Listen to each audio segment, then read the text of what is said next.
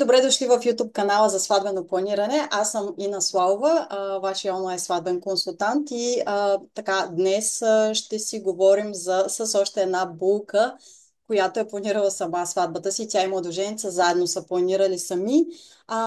Ще чуем интересен опит. Надяваме се да бъдем полезни.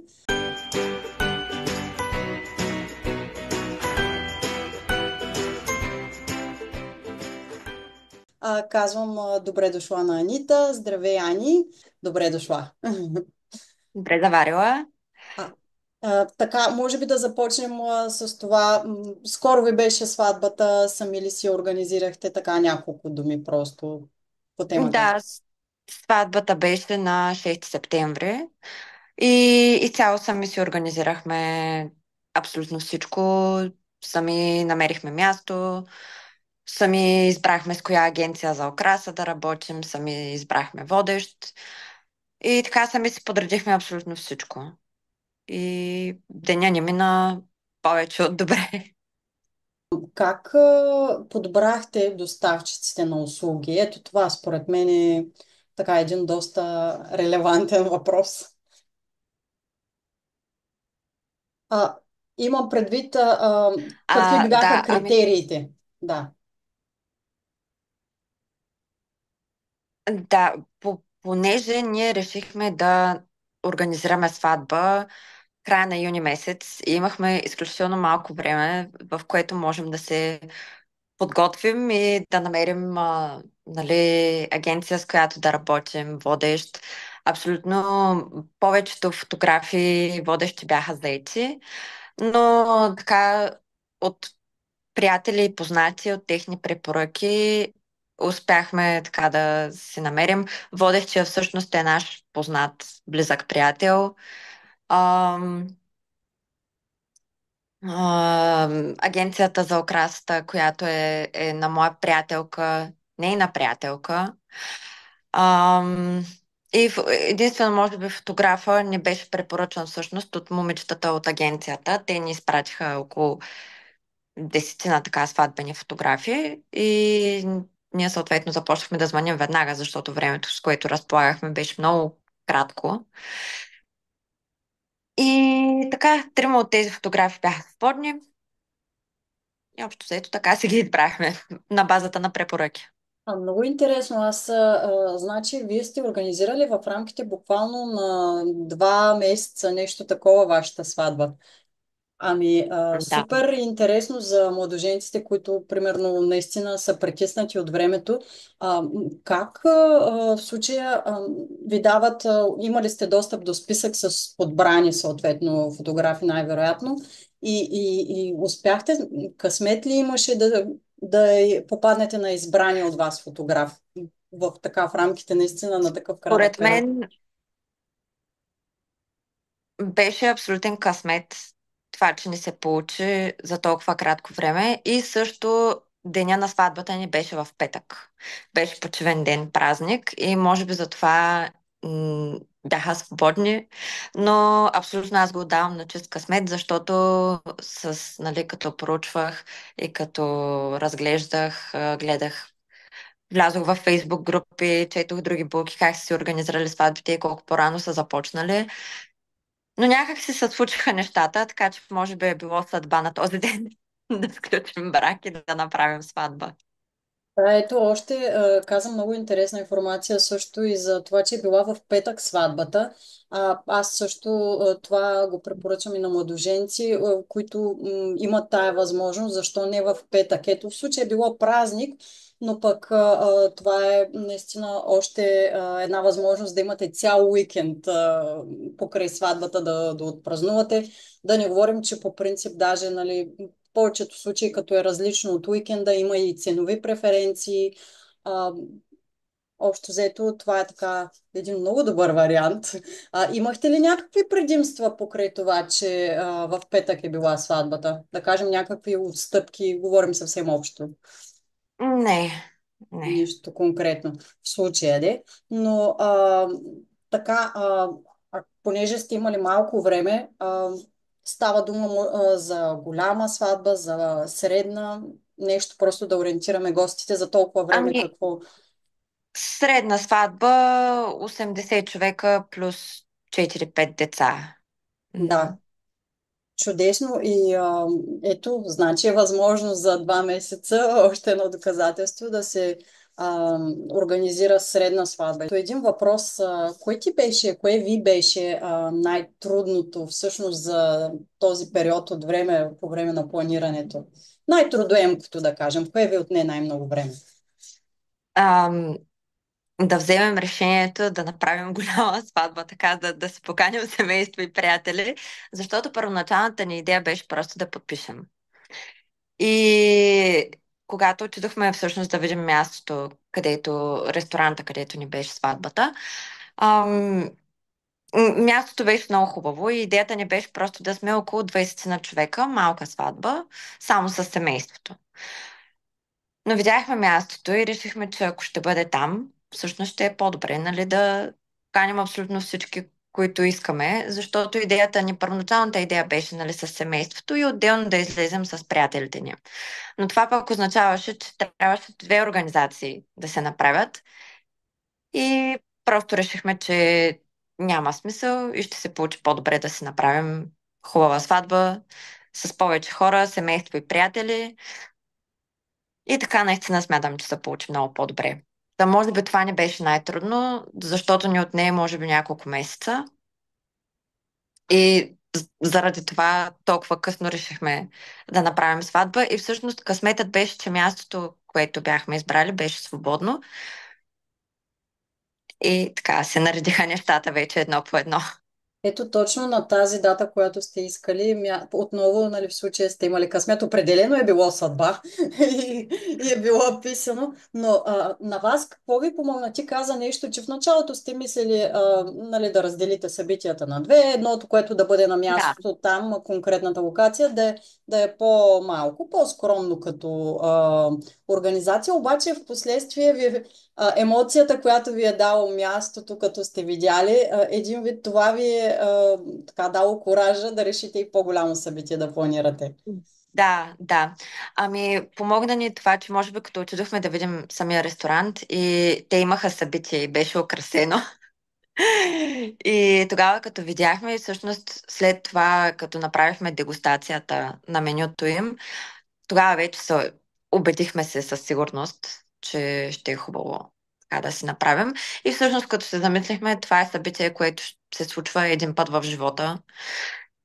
И съветвам абсолютно всички, които се чудят и нали, които обичат така да се съберат с семейство и приятели, просто да се направят деня така и да не се чудят много. Ето това е един прекрасен съвет от булка за булка и младоженци, съответно. Ами да, ето, това е наистина най-откровено, най-искрено казано от теб в момента.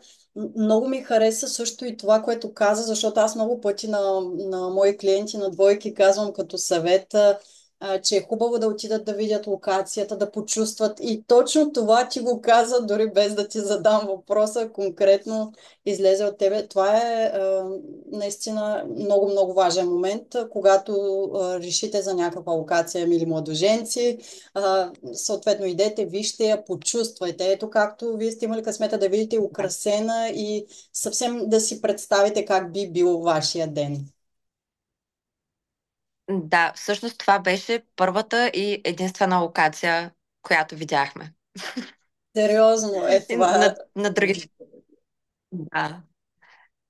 Да, просто се получи, наистина за мен беше късмет с съдба. Определено Така е било всичко ни се вашето нареди. място. Да. Да, да те попитам, има ли нещо в организацията, отново пак с поучителен ефект, да го кажем към бъдещите младоженци, което мислиш, че бихте направили по по-добър начин, свързано с взимане на някакво решение, също запазване на някой доставчик или пък в самия сватбен ден организацията. Има ли нещо, което бихте променили? Всъщност в самия сватбен ден бих променила няколко неща, защото самия ден е много забързан и доста стресиран и не само за булката и младоженеца, а и за всички около тях, за семейството, за майката, за бащата, за кумовете. Значи ние си забравихме чашите в ритуална зала. А, аз си забравих жартиера. В крайна сметка всичко се нареди, защото имахме гости, които още не бяха тръгнали. Те дойдоха до ритуална зала, но после не бяха тръгнали до локацията и те имаха възможността да отидат до ритуална зала, за да не вземат чашите и да ги донесат. А пък жартиера, късмет беше, че момичетата от окрасата все още бяха в ресторанта, тък му се тръгваха и ги помолихме просто дали има как да измислят нещо. И в интерес на истината просто вързаха две панделки с един еластик и това ми беше жартия. Ами, Така че може би малко да, организацията да не е толкова стресово, бих я променила в самия ден, но изобщо не се бях замислила преди това конкретно на деня. Просто оставих нещата така да си се случат от само себе си. И да, може. Вие сте направили това, възложили сте задачата на някой да отиде да вземе чаш, ще се върне. Може би просто наистина това трябва да се направи предварително, да се каже наистина на същия близък, дори ако щете, той има грижата за чашите. Може би това като съвет, нали, към младоженците, да предварително да разпределят задачите да. на близките. Също бях си натоварила комата с повече задачи, така че може би щях да делегирам някой от задачите на някой друг, Ами за да не е толкова натварена, да. да, това е чудесно, че е имало съответно на кого да делегираш задължения и че комата се е включила. Прекрасно е да има такива наистина най-важните фигури в този ден и най-близките да можеш да разчиташ на тях. А, като относно технически как се организирахте така, един любопитен въпрос. Имам предвид, като имахте договори, предполагам, събирахте ги в нещо или пък бюджет имахте ли, беше ли в таблица или по какъв начин общо така се организирахте? Кое ви помогна технически? Ами, имахме таблица в Excel, в която си следихме абсолютно всичко. Нали, и си бяхме оставили един бюджет от 20 хиляди и просто гледахме, нали, да не го надвишаваме и да се съвместим в него. И бих казала, че успяхме така сравнително. Една идея много малко го надхвърлихме този бюджет, но нали, направихме компромис. Това беше точно в десятката, което каза току-що. Между другото, имам видео специално за сватбения бюджет. Мили младоженци, ако нещо не ви е ясно, това, което Ани току-що обясни, го обясни изключително точно в десятката, само че от практиката тя вече го знае. Така, наистина много е хубаво това за бюджета. Аз също препоръчвам винаги точно или с таблица в Excel, или Google Spreadsheets, няма значение, важното е да се следи. И може би наистина това ви е помогнало да не го надвишите, нали, много. И ти сама каза, че се е наложило просто да се направи компромис с нещо друго, съответно с друго перо, което, нали, не е било сред приоритетите най-вероятно. И Да, за сметка на голямото или на важното за вас. да, в крайна сметка ние направихме компромис с видео. Реално нямахме видеограф на сватбата, но пък водещия, както казах, ни е наш близък и той всъщност имаше негова камера, две камери, които беше оставил така на самото събитие и в някакви моменти ходеше и снимаше в хората, нали, как танцуваме. И Супер. така, че пак ще имаме видео, макар и да не е професионално от видеограф.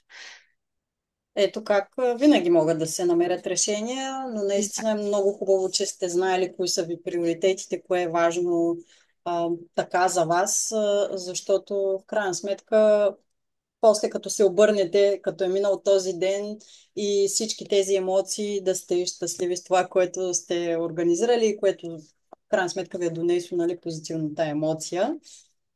И така, общо взето, аз също бих искала да те попитам някакъв специален съвет, нещо конкретно би ли дала на булките и младоженците, нещо специфично, което така, те не биха се сетили, понеже примерно нямат практика в организирането на подобен тип събитие и е нормално. Ами, то, да, никоя болка няма практика, нали, в организирането на сватба. Това, което бих казала, наистина е да не се стресират чак толкова много, защото нещата ще се случат. Това е техния ден и този ден ще премине така, както те са го планирали. Ам, То, нали, лесно е да кажеш на някой не се стресирай. Но наистина няма нужда от излишни нерви, защото като мине този ден, искаме, нали, да си спомняме само хубавите емоции, а не колко много сме се стресирали преди сватбата и сме си мислили, ох, ама дали ще се получи както трябва. Нали, в крайна сметка абсолютно всичко се нарежда. Ето при мен, както си забравихме чашите, както си забравих жартиера. Имаше така емоции интересни, но всичко се мина както си трябва. И в крайна сметка да не се страхуват да вземат това решение. Щом са Да. стигнали до там да го обмислят, да бъдат смели и няма невъзможни неща. Независимо какъв е бюджета, винаги може наистина с разпределение правилно и с следене Точно. да се вместят в него, но както ти каза, трябва да се следят. Вие предполагам, че като сте имали плащания, като сте оставили капаро и така нататък, сигурно сте поставили всичко в таблицата. Да, да, да, абсолютно всичко въвеждаше, когато се плаче. И така имаме един хубав поглед над нещата. И И, контрол. да, да, да. Нещо да попитам така, може би като към края на разговора, да те попитам нещо, някаква забавна ситуация, нещо да ни разкажеш така любопитно, предполагам, че ще е интересно. Какво би било Ами, възможно да се случи? Освен чашите, които не малко наистина са ви изпитали нервите в тази ситуация. да, забавната ситуация, всъщност ние с мъжът ми вече, от една година ходим на танци и имахме хореография за първия ни танц. И първия танц така си го изтанцувахме много добре, но това, което не бяхме комуникирали с заведението, може би трябваше, че те затварят в 3 часа и в 3 часа искаха и диджея с водещия да си заминат. Нали, не го очаквахме, обаче така и диджея много хубаво направи, защото вече в 3 часа почерпили сме са абсолютно всички. Той така завърши вечерта, каза сега младоженците пак ще се изтанцуват танца. И това може би беше доста забавно, защото така както бяхме почерпени, малко го и пообъркахме, малко така имаше доста забавни неща. И това беше много добро решение от страна на водещия ни. Така да ни накара тогава да си го изтанцуваме пак като край, нали, на вечерта, когато той вече спира музиката. Ние всъщност си останахме в ресторанта още малко, но без музика. Няма значение. Важното е, че е имало подобаващ завършек и в крайна сметка, разбира се, до когато ви се е искало, щом е имало тази възможност, дори да останете, прекрасно се е получило. Ами, така, аз мисля, че общи насоки дадохме и обща информация и дори леко специфична на места от вашия опит в случая от сватбата. И да, не знам, като завършик мога да кажа, че наистина очевидно не е страшно, дори за 2 месеца може да се организира. А, Вижте локацията, изберете си доставчиците, както Ани каза, може би наистина, както каза Ани ти, е добре, че е имало кой да ви препоръча, защото наистина за толкова малко време да се впуснете в мащабно проучване, може би няма как и Да. сигурно е трябвало да взимате и бързо решение, за да запазите съответно доставчиците на услуги, нали, фото, съответно ресторант. И ако имаш да добавиш нещо към това, Ами, не, нямам. Това това имахме е. просто хора, които да ни насочат, хора, мои приятелки, които са минали вече през това миналата година Те организираха сватби и също имах насоки от тях. И да, това ни помогна много в случая. Да, ето, за пореден път се уверяваме как е хубаво да бъдещите младоженци да говорят и с двойки преминали по този път, за да получат, Да, освен препоръки за доставчици, също и реални очаквания в крайна сметка, какво се получава, какви ситуации са възможни. Всъщност, затова и правя тези подкасти и разговори. А, Ами, благодаря ти много, Ани, че се съгласи така в доста компактен разговор. Успяхме да извлечем, според мен, есенцията на сватбеното планиране. Мисля, че ще зарадваме особено двойките, които са притиснати от времето за един много интересен тип организация. Много полезна информация даде. Благодаря ти за отделеното време. На вас, мили зрители, благодаря ви, че останахте до края на този епизод на подкаста.